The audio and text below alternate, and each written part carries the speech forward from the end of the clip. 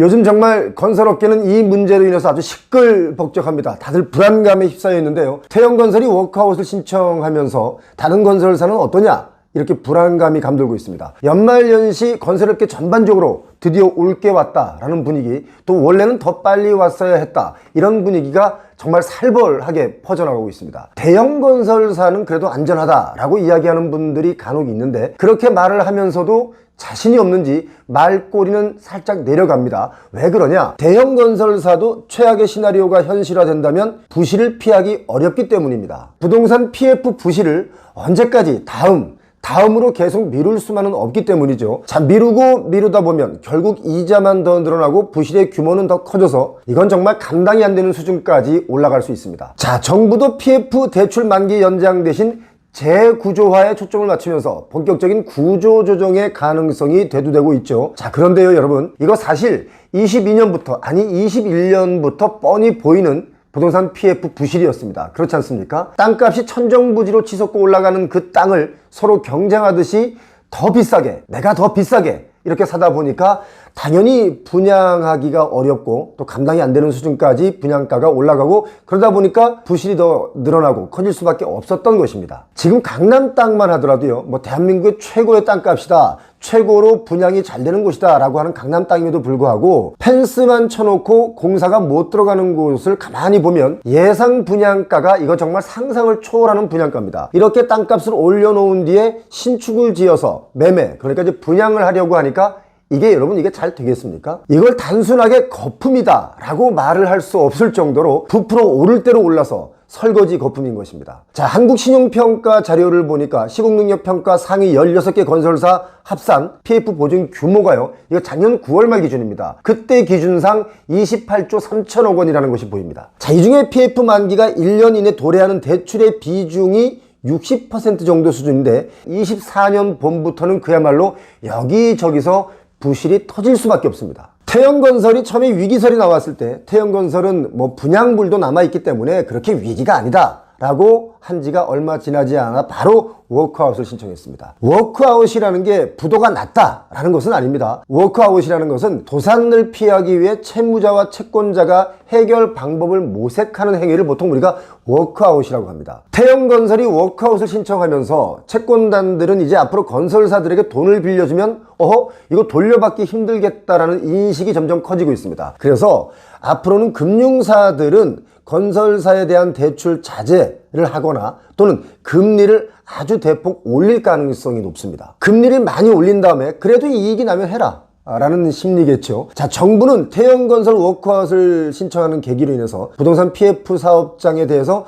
만기를 연장해주고 또는 유동성을 공급하던 이른바 우리가 흔히 말하는 언발의 오줌 누기식의 위험을 연장하는 것을 멈추고 그 대신 살아남을 곳은 살아남고 재기 가능성이 낮은 곳은 과감하게 정리하겠다 하는 재구조화에 초점을 맞춰가는 분위기입니다. 지금 이 분위기는요, 땅을 살 때 빌리는 불이치론, 그리고 또 PF 부실에 따른 건설업체들의 재무구조가 부실해지면서 보통 하위급 건설사들이었죠. 지방의 건설사를 중심으로 진행되고 있었는데 이번에 태영 사건을 필두로 해서 앞으로 대형 건설사도 자칫하면 이거 정말 부도가 날 수 있다, 이런 분위기로까지 해석이 돼야 됩니다. 자, 재구조화가 되면 튼실한 대형 건설사도 자금 조달에 차질을 빚게 될 수밖에 없기 때문에 그렇습니다. 고금리 그리고 공사비도 많이 올랐죠. 분양 심리도 많이 위축이 됐습니다. 반대로. 자, 이렇게 되면 부동산 경기가 부진해지면서 이런 요인들이 해소되지 않은 채로 시간이 째깍째깍 계속 흐른다면 결국 대형 건설사들도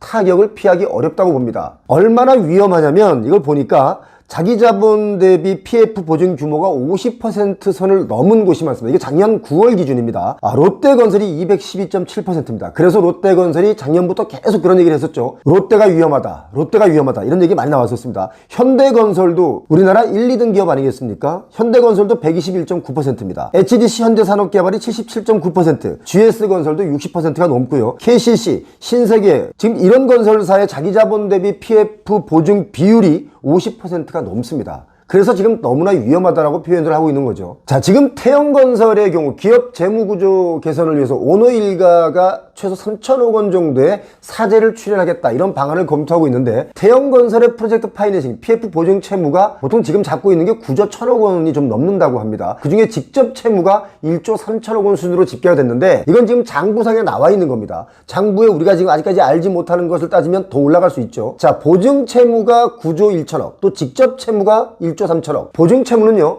또 어느 날 갑자기 우발채무로 확 돌아설 수 있습니다. 자, 제가 지금 뭐 몇 조, 몇 천억, 그러니까 뭐 대단해 보이지만 이렇게 큰 금액도요, 아주 적은 금액으로 회사가 무너질 수 있습니다. 사실 태영건설이 워크아웃을 선언하게 된 그 금액이 몇 조 단위가 아니라 480억입니다. 그러니까 480억이 작다는 뜻이 아니라 몇 조, 몇 천억 뭐 이런 얘기하다가 480억 그러니까 좀 쉬워 보이죠. 자, 480억의 PF 대출 만기를 못 갚아서 워크아웃을 선언하게 됐는데, 그렇다면 이 사업장은 과연 어디일까? 제가 보니까 여기는 서울시 성동구인데요, 창미공장 부지입니다. 성수 1로 12길 일대의 예전 창미공장 땅인데, 평당 평균 1억 5천만 원 조금 넘는 가격에 이 땅을 매입한 것으로 장부상 보입니다. 이 부지 면적이 1160평이니까 총 금액이 1757억 정도가 땅값인데, 자, 여기서 한 가지 여러분 한번 판단을 잘 해보시기 바랍니다. 개발을 하려고 보니까 땅값이 뛰었기 때문에 비싸게 살 수밖에 없었을까요? 아니면 개발만 하면 분양이 잘 되니까 서로들 비싸게 부르다 보니 땅값이 비싸졌을까요?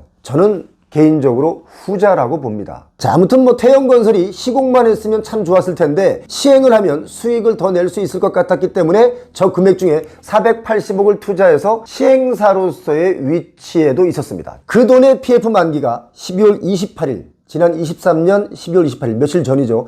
그날로 도래하면서 갚지도 못하고 또 연장도 못하게 되면서 결국 워크아웃을 신청하게 된 것입니다. 중요한 것은 아직 잔금을 다 못 치렀으니까 뭐 명의는 그대로 창미공장 앞으로 되어 있죠. 그리고 저 많은 채권 중에 본인들이 자구책으로 내놓은 것 중에 하나가 3천억 원 정도의 사재를 털어서 내놓는 것인데, 자, 채권단의 입장은 그렇습니다. 자구안이 충분치 않으면, 중요합니다, 그룹의 핵심 계열사인 SBS, 서울방송 지분이나 오너가 보유한 TY홀딩스 지분을 자구안에 포함시켜야 한다는 입장이기 때문에 지금 시중에서는 어쩌면 SBS의 최대 주주가 바뀔 수도 있다, 이런 설마저 돌고 있는 것입니다. 뭐 솔직히 이런 말씀드리면 죄송하지만 대기업의 워크아웃 자구안을 가만히 보면 결국은 자산을 매각하는 것은 아주 일부분이고요, 그저 나라에 손 벌려서 좀 도와달라, 이런 것이 대부분입니다. 뭐 이익을 볼 때는 본인들이 이익을 봤으면 손해를 봐도 본인들 사재로 해결해야 되는 거 아니겠습니까? 제 생각은 그렇습니다. 괜히 여러 가지 뭐 금융권의 피해가 커지네 어쩌네 하면서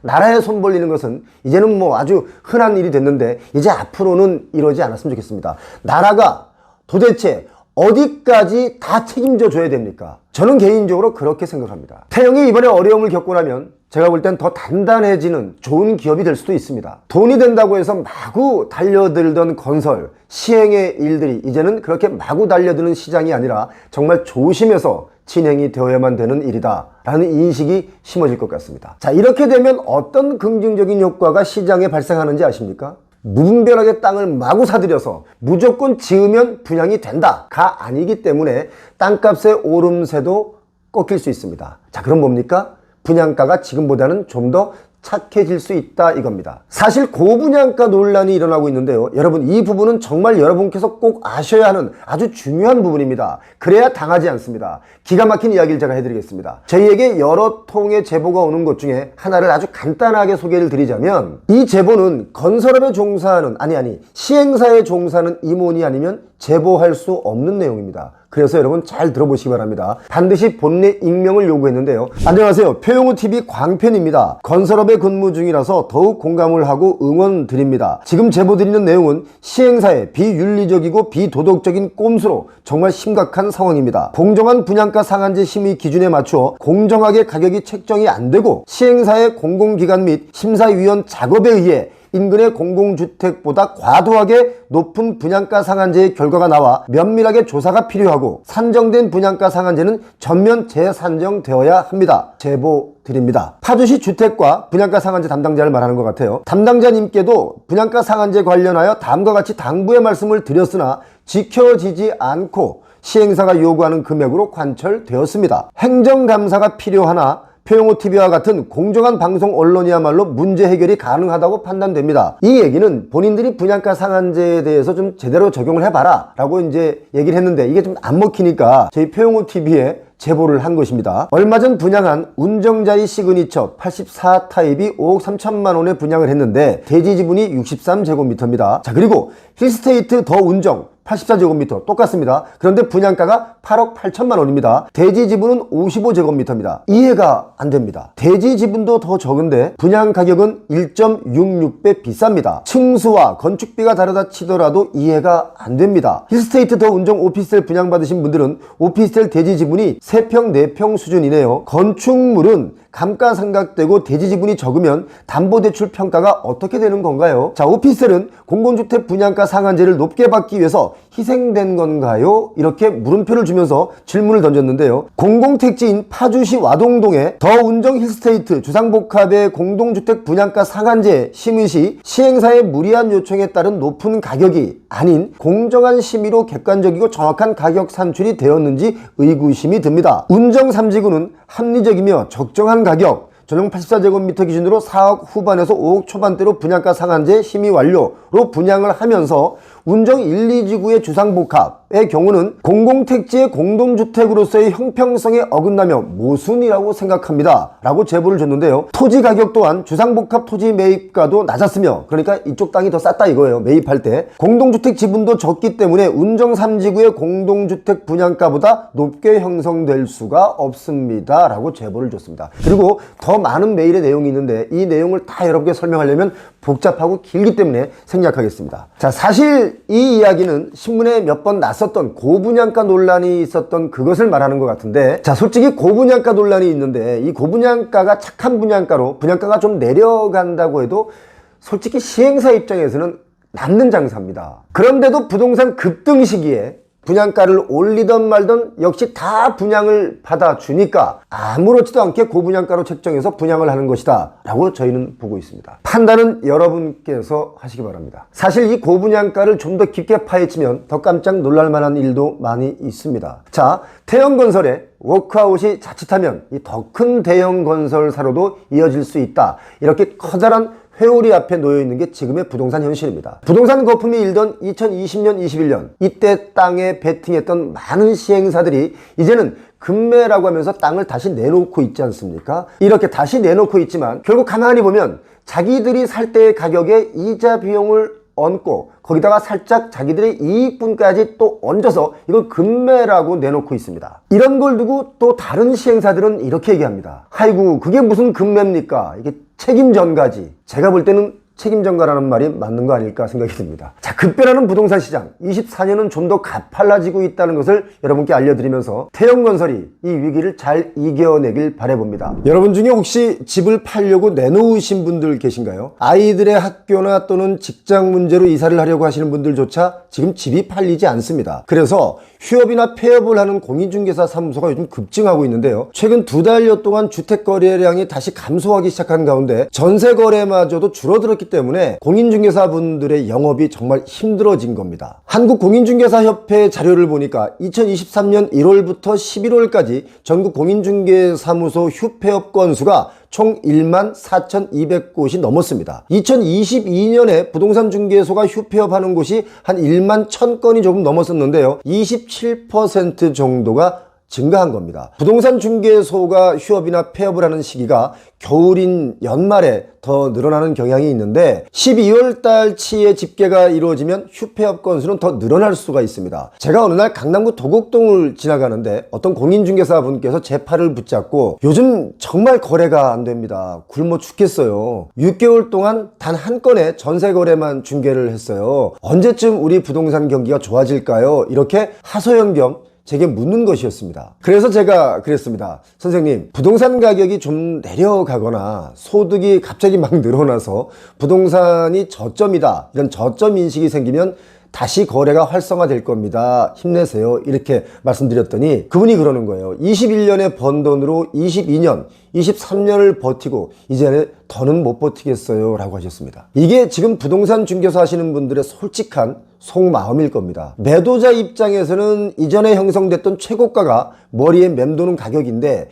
그 가격으로는 거래가 성사되지는 않고, 또 그렇다고 최고가의 기억 때문에 호가를 낮추고 싶어 하지도 않죠. 그래서 거래가 안 되는 겁니다. 매수자 역시 금리도 높은 상황에 경기마저 많이 위축이 되면서 굳이 지금 집을 사려고 들지도 않습니다. 자, 중개사 입장에서는 매매든 전월세든 거래가 활발해야 수익이 생길 텐데요. 거래 자체가 없으니까 휴업이나 폐업을 할 수밖에 없는 것입니다. 요즘은 특히 임대차 3법으로 인해서 전월세 계약과 관련된 분쟁이 많이 늘어나고 있죠. 그래서 전월세 거래도 예전만 못합니다. 예전에 아파트 단지 1층 상가에는요, 세탁소나 빵집, 치킨집, 카페 이런 곳이 좀 많았었는데 최근 몇 년 동안 가만히 보면 1층 상가는 부동산 중개소만 가득합니다. 지금은 간판은 있는데 출근을 하지 않는 중개소들도 아주 많습니다. 그런데요, 저희가 경험한 것 중에 정말 특이하고 재밌는 사실 하나를 알려드리겠습니다. 저희가 어느 지역을 탐방하다가 중개소에 들려서 그곳 지역의 분위기를 인터뷰할 때가 있는데요, 보통 저희랑 인터뷰해 주신 중개사님들이 솔직하게 얘기해 주시는 분들이 아주 많습니다. 그런데 그게 방송이 나가고 나면 그 주변 주민들께 그 부동산 중개소 분이 욕을 많이 먹는다는 겁니다. 왜 집값 떨어지는 이야기를 했냐라고 하면서 말이죠. 그런데 여기서 반전이 일어나는데요, 그렇게 솔직하게 인터뷰해 주신 중개사님들을 찾아오는 손님들이 다른 중개소들보다는 훨씬 더 넘쳐난다는 것입니다. 그 이유가 뭘까요? 제가 볼 때는 솔직하기 때문입니다. 세상은 정말 솔직함에 목말라 있는 것이 분명하다, 저는 그렇게 봅니다. 그런 게 소문이 나서 그런지 제가 어느 지역을 가면 인터뷰해 주시겠다는 분들이 아주 많아졌습니다. 솔직해야 살아남는 세상이 됐습니다. 그렇지 않습니까? 요즘 중개소에는요, 상담 전화나 방문 자체가 예전에 비해 정말 많이 줄어들었고요, 매물은 팔아달라고 나오지만 가격이 더 내려간다는 인식 때문에 사려는 사람이 없는 것이 지금 현실이라고 봐야 됩니다. 그런데요, 생각해보면 높은 가격에 샀던 분들이 다시 매도를 하려고 할 때 본인들이 샀던 가격에 되팔고 싶어 하지 않을까요? 자, 그런데 매수자 입장에서는 그 가격은 비싸다, 이거기 때문에 서로가 희망하는 가격이 다른 겁니다. 매수 대기자분들 사이에서도 일단 기다려보자, 이런 분위기가 아주 강한데요, 그래서 거래가 발생하지 않기 때문에 어떤 지역은 가격이 하락하지 않았다 라고 말씀하시는 분들도 계신데, 이렇게 가격 줄다리기를 하다가 갑자기 대출 많은 집이 급매로 손절을 하게 되면 그 가격이 그 지역의 거래 가격을 만들 수 있기 때문에 언제 어디서 하락 매물들이 쏟아질지 모르는 시기다, 이렇게 보셔야 됩니다. 집값이 계속 떨어질 것이라는 확신이 있으면 매도자분들도 빨리 입장 정리를 해서 팔려고 하겠지만 속마음은 버티면 결국엔 오른다라는 심리가 깔려 있기 때문에 능력이 되는 가구는 버티고, 그렇지 않고 영끌을 했다거나 또는 투기를 잘못한 경우는 지금 언제 던져야 하나 하는 고민에 빠져 있습니다. 사실 요즘 어린아이들이 놀이터에서 뛰어노는 장면을 볼 수 있는 아파트가 서울에서는 거의 없다 라고 해도 큰 과언이 아닙니다. 아이들이 있어도 놀이터에 뛰어놀지 못하는 아이들도 있습니다. 학원 가기 때문에 그렇습니다. 자, 아무튼 출산율이 많이 떨어졌다는 것을 실감하게 되는 요즘입니다. 아이들보다요, 반려동물과 사는 가구가 많습니다. 공원에 가보시면 아이들 데리고 나오신 분들보다도 강아지 데리고 나오신 분들이 더 많을 정도라고 느끼지 않으십니까? 심지어 어린이 유모차보다 강아지 개모차가 더 많이 팔립니다.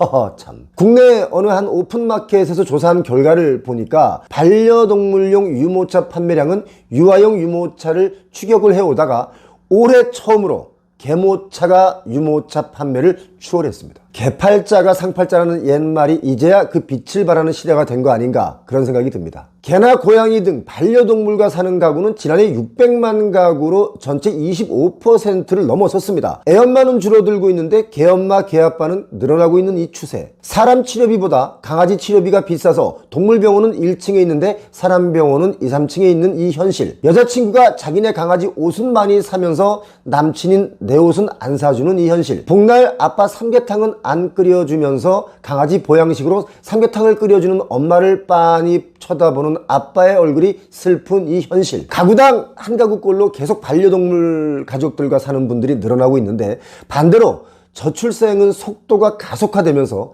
소비 트렌드마저도 달라지고 있는 것이 지금입니다. 재미있지만 우픈 이야기 하나 해드릴까요? 압구정 현대아파트에 가면 예전에 집안 살림을 도와주시는 분들이 주거하는 그 방이 있었습니다. 보통 이 방을 예전에는 식모방이다 라고 했었습니다. 압구정 현대아파트가 오래되다 보니까 노후가 돼서 새로 인테리어를 하는 집들이 아주 많지 않습니까? 인테리어를 새로 한 집에 가보면 그 식모방이라고 있던 방이 강아지 방으로 바뀌어서 인테리어가 되어 있는 것을 볼 수 있습니다. 그만큼 이제는 반려견과의 생활이 아파트 인테리어마저도 바꾸는 그런 트렌드로 가고 있다 이겁니다. 웃기다고 해야 할까요? 슬프다고 해야 할까요? 아니면 세상이 그렇게 됐어 라고 해야 할까요?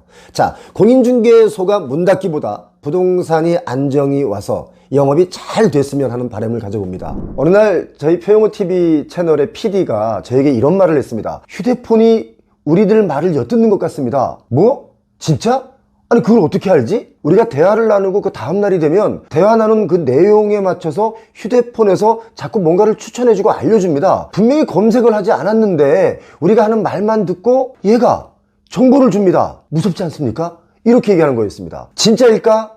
확인해봤더니 진짜였습니다. 어느 날 야외 촬영을 가면서 차 안에서 사무실 이전 얘기들을 나눴습니다. 그 다음날 인스타를 열어보니까 사무실 추천 건수가 아주 수두룩하게 올라와 있더라는 겁니다. 그래서 저희들은 일부러 휴대폰을 중간에 이렇게 놓고 다른 주제로 얘기를 나눠봤습니다. 뭐 강아지를 이 방에서 키우면 어떨까?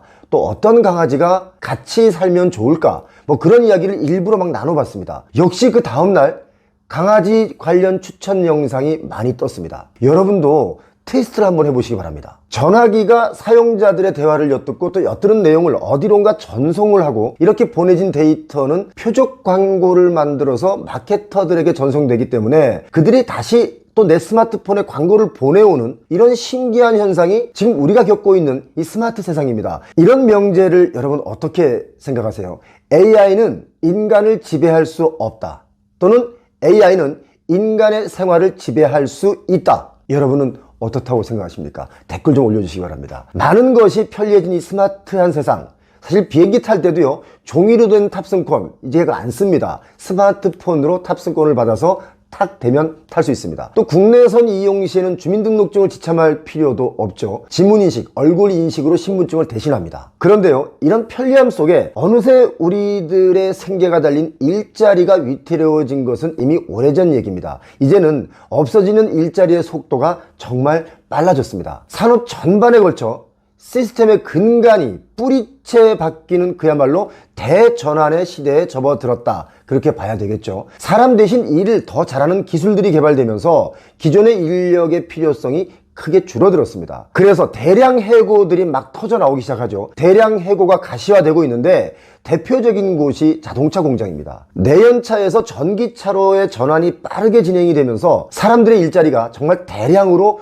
줄어든 겁니다. 폭스바겐, GM, 스텔란티스 이렇게 세계적인 완성차 업체부터 컨티넨털, 미쉐린 등 이런 부품 업체들이 대규모로 구조조정을 하겠다라고 발표를 하고 있죠. 경영난 때문에 시도하는 불가피한 구조조정과는 전혀 다른 구조조정입니다. 전기차는 내연자동차보다 부품도 한 40% 정도 덜 들어갑니다. 이렇게 되니까 기존에 있던 부서 자체가 필요 없기 때문에 그 부서가 통째로 날아갑니다. 자, 폭스바겐도 한 20% 정도 직원을 감축한다 라고 했는데 이유가 바로 이겁니다. 대규모의 구조조정 없이 전기차 사업 진행은 어렵다 라고 발표를 했습니다. 그 말은 뭐냐? 기술이 발전했는데 너희들은 필요 없다 라는 뜻입니다. 테슬라마저도 캘리포니아주에 위치한 그 사무실을 아주 영구적으로 폐쇄를 하고 거기에 근무하던 한 200명이 넘는 직원들을 해고하겠다라고 발표를 했습니다. 정말 끔찍한 일들이 현실로 벌어지고 있습니다. 그리고 또 우리를 위협하는 것이 있습니다. 바로 제가 앞쪽에 말씀드렸던 인공지능입니다. 인공지능, AI가 사람의 업무를 대신하기 때문에 뭐 대량 해고, 이런 살벌한 분위기가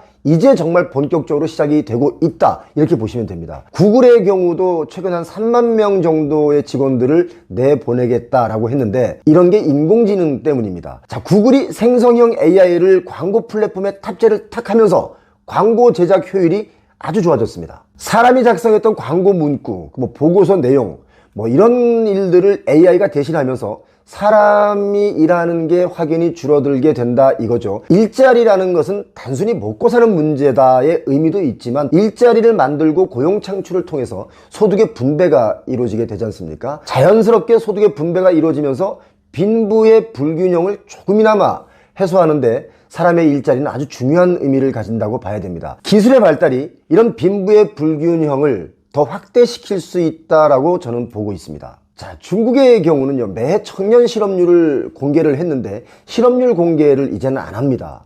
안 하는 이유가 실업률이 너무 높기 때문에 지난해 중국의 청년 실업률이 한 21%가 넘었습니다. 중국으로서는 정말 사상 최대치의 실업률인데 그래서 엠바고를 걸어놨습니다. 엠바고가 보통 그 보도를 못하게 막아놓은 것을 말하죠. 지금 우리나라는 2025년이 되면 65세 이상 고령자가 한 1000만 명을 넘게 됩니다. 전체 인구의 20% 이상이 노령인구다. 이거 정말 심각한 일이죠. 일자리도 줄고 일할 청년 세대도 줄고 있으니 어떤 인구학자는 또 이런 말을 합니다. 인구가 줄어야 한다 라고요. 하지만 저는 그렇게까지 생각하지는 않습니다. 인구는 지금 정도로 유지는 되어야 한다. 그래야 우리나라의 경제도 더 성장할 수 있다라고 저는 보는데 그 이유는 우리는 자원이 없는 나라입니다. 사람이 곧 자원인 나라, 인재가 많은 나라가 대한민국입니다. 그렇기 때문에 인구가 줄면 안 됩니다. 자, 그런데요, 여러분 들으시면 깜짝 놀랄 만한 일이 또 있습니다. 요즘 뜨고 있는 산업이 있습니다. 힘든 산업이 아니라 뜨고 있는 산업입니다. 잘 되는 산업. 어떤 걸까요? 저도 사실 깜짝 놀랐는데요. 왜 깜짝 놀랐냐면 소득 수준이 예전보다는 우리가 많이 향상되면서 부동산의 가격은 물론 그 소득의 수준의 몇십 배에 해당할 정도로 가격이 높아졌지 않습니까? 그런데 이런 산업이 뜬다? 이런 산업이 뜰 수 있나? 그래서 저는 놀랐습니다. 바로 이겁니다. 중고 옷가게입니다. 에이, 설마 중고 옷이 뭐 얼마나 팔리겠어? 라고 생각하실 수 있는데 도쿄의 하라주쿠에 가면 젊은이들이 정말 많습니다. 거기에 유니클로 중고 의류 매장이 들어섰는데 이용객이 정말 엄청납니다. 매출이 엄청납니다. 새 상품의 물가는 비싸고 먹고는 살아야 되니까 먹는 것은 더 못 줄이겠고 입는 것에 들어가는 비용을 줄이고 있다, 이렇게 보시면 됩니다. 자, 그래서 글로벌 의류 기업들이 지금 중고 의류 시장에 뛰어들고 있죠. 글로벌 기업들이 뛰어든다는 것은 이미 중고 의류 시장이 급성장하고 있다는 겁니다. 전 세계적으로 중고 의류 시장이 22년에 229조 원의 시장이었는데 앞으로 3년 뒤는요 2배가 훅 넘어갑니다. 454조 원으로 크게 늘어날 것으로 많은 전문가들이 예상을 하고 있죠. 각각의 의류업체마다 중고 매장을 두고 있는 것이 이제 막 시작이 됐는데 예전엔 중고 매장을 따로 둔다는 것은 기업의 입장에선 상상할 수도 없었던 일입니다. 왜냐? 신제품을 팔아야 기업이 성장하기 때문에 그런 것이었습니다. 그런데 요즘 여러분 잘 아시겠지만 우리나라도 자동차를 대기업에서 중고차 시장에 뛰어들었습니다. 대기업에서 중고차도 팝니다. 자, 여러분, 제가 그래서 드리는 말인데요, 부동산도 그렇습니다. 지금 분양이 되는 분양물들이 정말 엄청나게 가격이 올랐습니다. 그렇다고 분양받지 말아라 라는 이야기는 아닙니다. 다만 이렇게 고분양가를 받쳐주다 보면 부동산은 더 올라가서 결국 우리들 삶을 송두리째 빚 갚는 데만 써야 할지도 모른다, 그런 염려가 됩니다. 부동산의 가격이 올라가면 올라갈수록 우리의 소득도 같이 올라가면 참 좋은데 우리의 소득은 어느 선에서 좀 멈춰있고 부동산의 가격만 자꾸 올라가다 보면 빚만 늘어나는 거 아니겠습니까? 그래서 부동산도 옷처럼 새 거 사지 말고 중고 사는 게 어떨까? 사실 부동산은 중고도 과하게 올랐지 않습니까? 그래서 지금 시즌 말고 좀 더 안정이 될 거라고 저는 보고 있기 때문에 그 안정이 조금이라도 더 되는 그때 대출의 양을 조금이라도 더 줄여서 살 수 있는 집을 사는 것이 어떻겠느냐, 이 말씀을 좀 드리고 싶습니다. 대출 많이 안 받아야 우리 삶이 좀 더 여유로워지는 거 아닐까요? 24년엔 과도한 부동산의 버블이 조금 안정화되길 바라고요. 우리의 빚도 많이 줄어서 오히려 쓰는 돈이 많아서 경기가 좀 더 활성화돼서 다시 으쌰으쌰 가는 대한민국이 됐으면 참 좋겠습니다. 사업성이 좋은 강남 땅에서조차 건설사 부도로 공사 현장이 멈추는 건 이건 처음 보는 일입니다. 이런 이야기가 지금 현실입니다. 지금 서울 주요 땅에 개발하던 부동산들마저 난리가 났죠. 태영건설의 오너 일가는 자기 돈 한 푼도 안 내고 열심히 하겠습니다 라고 워크아웃을 신청했는데 유동성의 위기를 겪고 있는 태영건설의 기업구조 개선 워크아웃 신청으로 부동산 프로젝트 파이낸싱 PF 시장이 완전히 얼어붙고 있고 또 이런 것이 지금 일파만파가 되고 있습니다. 오죽하면 이복현 금감원장이 태영건설의 이런 행태를 오너 일가의 돈은 한 푼도 안 쓰고 살려달라고 한다. 워크아웃 시작 직후부터 본인들의 자구책을 지키지 않은 태영건설의 입장을 이해하지 못하겠다 라고 아주 강하게 질타를 했는데요. 요거 이복현 금감원장님 잘하셨습니다. 좀 더 세게 해주시기 바랍니다. 자, 사실 1월 5일 오전 11시 지금 저희가 녹화하는 이 시간까지 태영건설 오너 일가의 자산은 워크아웃에 단 1원도 포함되어 있지 않습니다. 아니, 돈을 벌면 자기들 돈이고 방만하게 크게 돈 벌어보려다가 결국 잘못되면 책임 못 지고 부도가 날 것 같으면 국가에 의존하고, 이게 아주 모럴 해저드, 이게 깊습니다.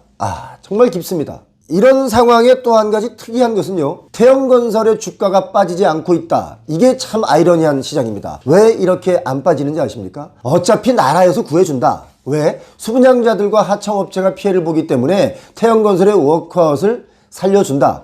이런 심리가 시장에 깔려있기 때문에 그렇습니다. 가만히 보면요, 대한민국이 사업하기 가장 좋은 나라인 것은 틀림없습니다. 왜냐? 돈 벌면 내 거, 막 방만하게 하다가 손해보면 나라에 손 벌리면 뭐 다 도와주니까. 자, 아무튼 고금리가 장기화되고 금리가 하락할 기미는 사실상 현재는 없습니다. 미국의 금리 인하도 아직 뭐 하나 뚜렷하게 나온 게 없죠. 그리고 원자재 값 상승했죠. 부동산 가격 너무너무 많이 거품이 끼어서 뛰어 있죠. 이러기 때문에 부동산 시장이 얼어붙고, 또 돈의 흐름이 멈추면서 소형 건설사에서 중견 건설사로, 지방에서 서울로까지 위기가 지금 전이되고 있습니다. 건설사 도급순위 16위 태영건설발 부도 리스크가 터지면서요, 과연 이 위기 리스크가 어디까지 이어질지 알 수 없다는 그 불안감마저 커지고 있습니다. 태영건설이 워크아웃을 신청하게 된 계기가 그 서울 성수동 지식산업센터 개발 예정 부지가 있지 않습니까? 여기는 사실 입지가 굉장히 좋습니다. 성수역 인근에 있는데요, 아주 핫플레이스 지역입니다. 이런 땅마저도 현재 부도 위기를 맞고 있다는 겁니다. 태영건설이 관계된 이 부지가 대지 면적이 1160평입니다. 건축 면적은 691평, 이걸 연면적으로 따지면 1096평 정도 되는데, 지하 6층부터 지상 11층짜리로 업무시설로 시공할 계획이었습니다. 2020년부터 준비한 거니까 업무시설 그러면 지식산업센터인데, 이때는 지식산업센터를 분양만 하면 그냥 다 완판을 하던 그런 시절이었습니다. 그런데 최근 480억 원 정도의 PF 만기를 막지 못해서 워크아웃을 신청했죠. 태영건설이 겨우 480억 원의 대출 만기를 못 지키는 그 정도인가 하면서 의아해 하시는 분들도 많으실 텐데, 돈이라는 게 그렇습니다. 잘 나가던 큰 기업들도요, 예전에 가만히 보면 고작 한 2, 3억 원 어음 못 막아서 부도가 나는 경우도 뉴스에서 많이 봤거든요. 여러분 기억 안 나십니까? 자, 그리고 여러분 그거 아십니까? 보통 대형 건설사들은요, 책임 준공 의무를 가지고 엄청난 권력을 가지고 있습니다. 분양할 때도 모모 건설사가 책임지고 준공한다 라고 홍보를 하는데, 이게 일반 소비자들에게도 아주 잘 먹히는 방법이고요. 또 개발하기 전에 땅을 사거나 뭐 대출을 받을 때도 시공사 선정을 먼저 해놓으면 시공사가 어디냐, 이런 부분도 아주 중요한 부분이 되기 때문에 대출도 잘 나옵니다. 또 대형 건설사가 지급 보증까지 서게 되면 이건 뭐 막강한 권력을 가지게 됩니다. 그러다 보니까 태영건설은 책임 준공 의무를 갖고 참여를 했고, 이 사업의 시행 지분 30%까지도 가지고 있습니다. 자, 금융위기 이후 사실상 대형 건설사들은요, 시행 업무를 하지 않았었습니다. 왜 안 했냐? 자칫하면 부도가 나기 쉽기 때문에 그렇습니다. 자기네 자본 비율 따지고 못 따지다 보니까 시행을 하면 위험하기 때문에 안 했습니다. 그런데 좋은 입지의 경우는요,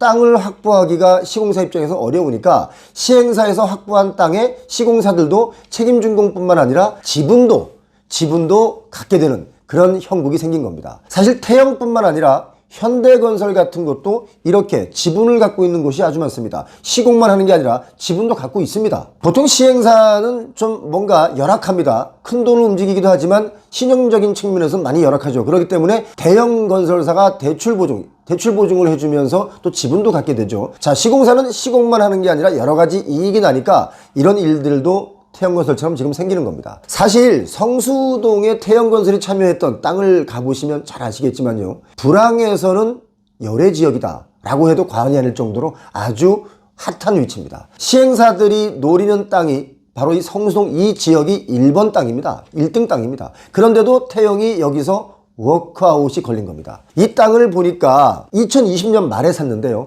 평당 1억 5천만 원 정도에 샀습니다. 땅값이 초고소로 뛸 때 그때였죠. 그 당시 시세보다도 한 2배 정도 더 주고 산 겁니다. 제가 수차례 말씀드렸었죠. 가만히 있는 땅들을 시행사들이 들쑤셔서 가격을 엄청나게 띄워놨다, 이렇게요. 시행사들은요, 땅을 보러 다닐 때 주변에 전혀 말을 하지 않고 정말 조용히 움직입니다. 그런데 정보 빠른 사람들은, 아는 사람들은 또 다 알죠. 물론 그 성수동 땅은 지금 그때 샀던 가격보다도 호가가 더 많이 뛰어 있습니다. 태영건설이 수주를 했던 2020년 당시는 나름대로 고점에서 땅을 샀다라고 했지만, 지금은 아무튼 부르는 땅값은 2억 3억 정도 하는 것도 있습니다. 그들은 왜 삽니까? 분양이 잘 되니까 삽니다. 분양을 누가 받습니까? 다 빚내고 삽니다. 자, 아무튼 지금 2억 3억 막 부르는 그 땅값에 이렇게 워크아웃이 걸렸다.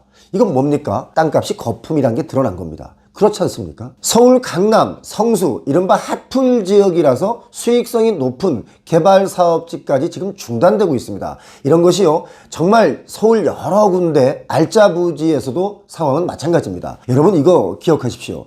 2024년은 강남 땅 요지에서도 이처럼 부도가 난다.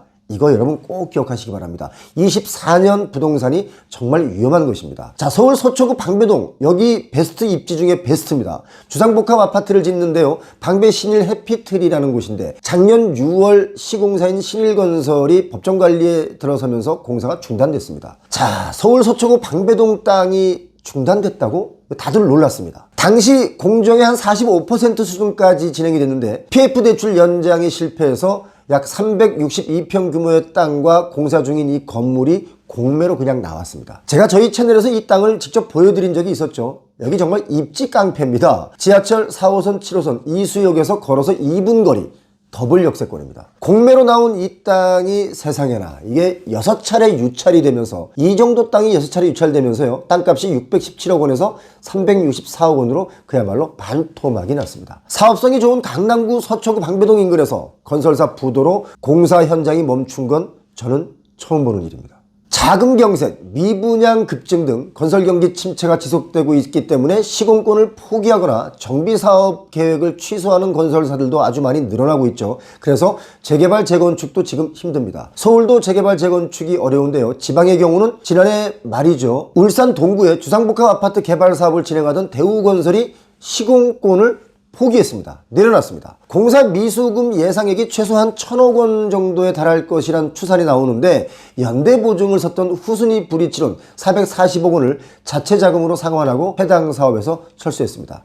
가만히 보니까 대우건설이 태형보다는 좀 훨씬 신뢰가 생기네요. 자체 자금으로 440억 원을 갚았다 이거 아니겠습니까? 지금 건설업계는 예전에 보지 못했던 정말 특이한 상황들이 많이 나타나고 있는데, 경기 군포시의 3번 8단지 설악아파트라는 곳이 있습니다. 지난해 7월에 쌍용건설, SK에코플랜트가 컨소시엄을 통해서 우선 협상 대상자로 선정이 됐는데 쌍용건설이 협상 대상자 지위를 포기하면서 시공사 입찰이 계속 무산되기도 했습니다. 지금 금융당국에서는요, PF 문제, 건설업의 질서 있는 연착륙을 강조하면서 구조조정을 예고하고 있는데, 태형건설 워크아웃 과정에서 자금을 투입해서 살릴 수 있는 곳은 살리고 가능성이 낮은 곳은 일찌감치 정리하는 그런 부동산 PF 구조조정을 본격화할 수 있다, 이렇게 예측이 되는데, 지금 신탁사의 토지 매각 공매 건수가요 한 4,100건이 넘습니다. 2022년보다는 2배 가까이 공매 건수가 늘어났다는 게 중요한 겁니다. 자, 여기서 정말 중요한 한 말씀 드리자면, 공매로 나와야 할 땅은요, 공적 자금을 투입해서 살리거나 또는 은행권을 압박해서 살리는 것이 아니라 공매로 나오게